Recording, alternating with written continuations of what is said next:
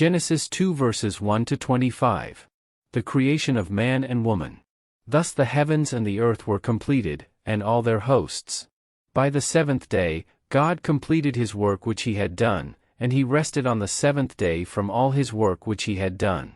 Then God blessed the seventh day, and sanctified it, because in it he rested from all his work, which God had created and made. This is the account of the heavens and the earth when they were created, in the day that the Lord God made earth and heaven.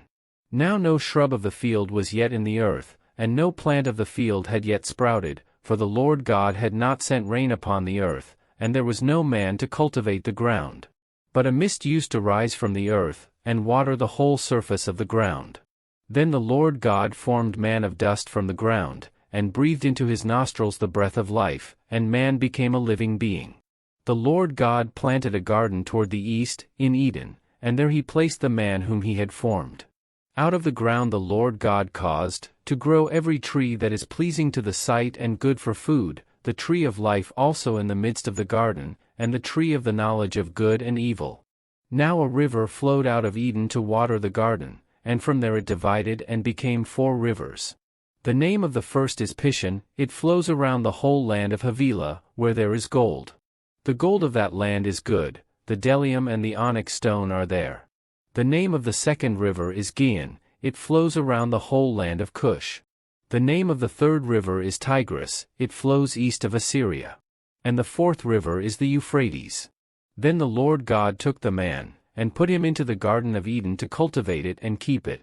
The Lord God commanded the man, saying, From any tree of the garden you may eat freely, but from the tree of the knowledge of good and evil you shall not eat, for in the day that you eat from it you will surely die.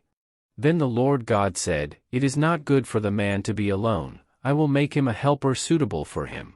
Out of the ground, the Lord God formed every beast of the field, and every bird of the sky, and brought them to the man to see what he would call them, and whatever the man called a living creature, that was its name. The man gave names to all the cattle, and to the birds of the sky, and to every beast of the field, but for Adam there was not found a helper suitable for him. So the Lord God caused a deep sleep to fall upon the man, and he slept. Then he took one of his ribs and closed up the flesh at that place. The Lord God fashioned into a woman the rib which he had taken from the man, and brought her to the man. The man said, This is now bone of my bones, and flesh of my flesh.